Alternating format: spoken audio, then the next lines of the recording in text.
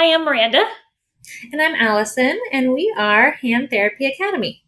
All right, today we have Allison on again. She is one of our experienced CHTs in the office, and she is going to be sharing another interesting case. And I really enjoy doing these with Allison because she always has some interesting patients and how they may present a little differently than what we would expect. So go for it. Okay, so I had a patient come in, pretty standard. He was status post carpal tunnel release. So we treated him for a little bit, but his a lot of his symptoms weren't improving, and it had been a little while, maybe like 6 to 8 weeks, and he wasn't really making any progress with his symptoms.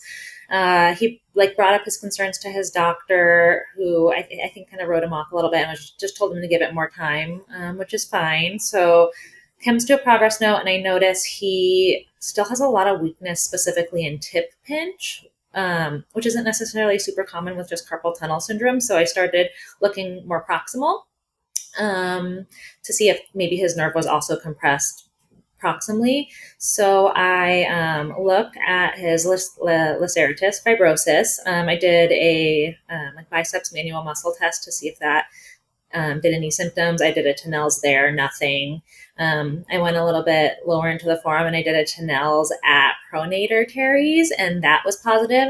That increased his paresthesia in his fingers. And when I did like a resisted pronation manual muscle test, that increased his pain. It was painful in his forearm.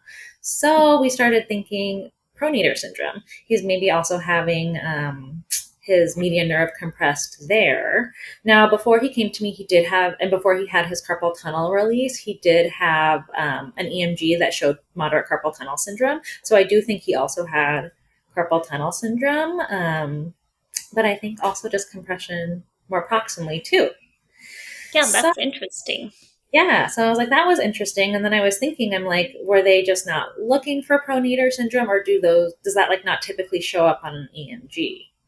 Like, do you think? And I just, I guess I don't really know if that's something Yeah, like I think nerve. it's like far less common, so they're not really looking for it as much. Right. Um, and so I think um, doing a good physical exam, I think it's a good reminder, like even before surgery, right? Like, yes, an EMG is the gold standard for diagnosing carpal tunnel syndrome, not necessarily pronator Terry syndrome, but it is the gold standard for nerve compression injuries or pathology. So I think the important thing it would or these things could be looked at or examined when the patient when you have them come in and you say, oh, you do have carpal tunnel, like this from the physician or whoever is evaluating before surgery, and really doing a good manual muscle test, right? Because you probably would have picked up on it by doing a really good physical exam. But I think a lot of times in our mind we're like, and we're so busy, right? And the providers are so busy, maybe they have 5 to 10 minutes and you're evaluating the patient and you're like, oh, this is definitely carpal tunnel. The nurse said it was carpal tunnel, so we're going to treat it like carpal tunnel. Hmm. And they're not wrong, but then there's more to it, right?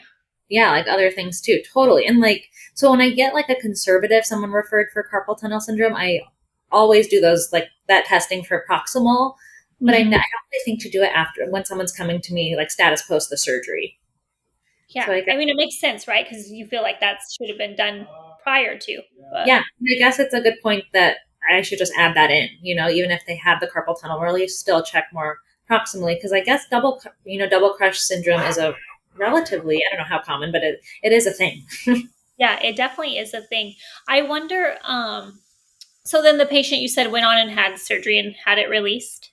Yep. So he ended up going to a different surgeon. I just don't think like he didn't feel like his first surgeon was listening to him, but he ended up going and having a second opinion to a new surgeon and had it released. Yep. Did they do another nerve study or they just said, nope, that's what it is? And I think they did do another nerve study actually, I don't think it showed up on the nerve study. Now that I think about it, I think it still. I don't think it showed up on the nerve study, but the surgeon did his own like provocative testing. I do know that because I saw his note and decided to do it based on his clinical exam. yeah. And how's the patient doing now? Much better, Yeah, much better. So that's good. yeah, I'm so happy. Yeah, that's the main thing, right?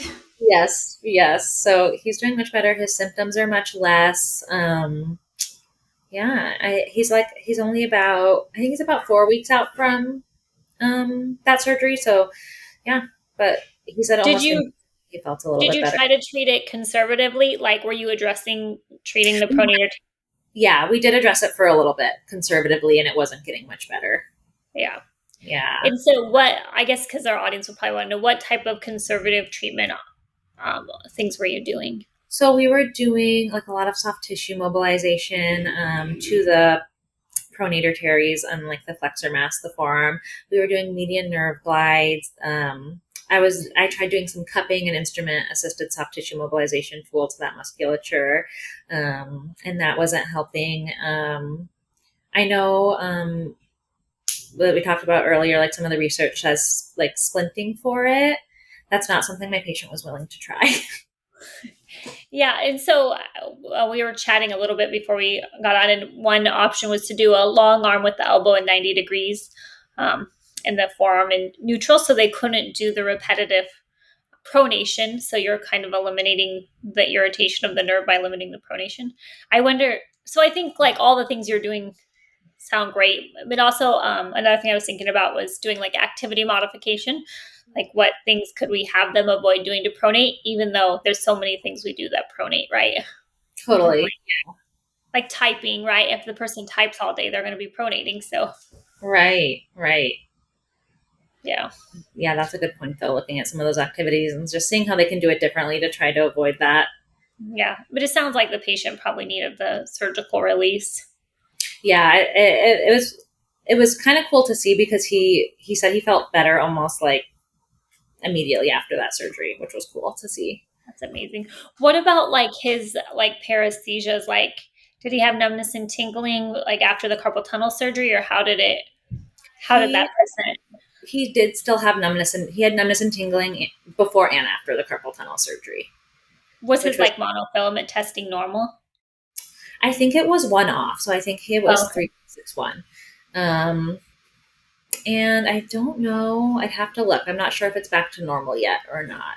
Yeah. But And then it sounds like another like differentiating thing would be if they had sensation over the thenar eminence area where that palmar cutaneous branch, yes, the and median nerve comes off, because yep, it does proximal to the carpal tunnel. So if they have numbness and tingling there, it could indicate that there's a more proximal injury or yeah, proximal and pathology. he did have numbness and tingling in that area. So that would be another indication. Yeah. Well, it sounds like he got it taken care of, but it wasn't Thankfully, probably the typical path, right?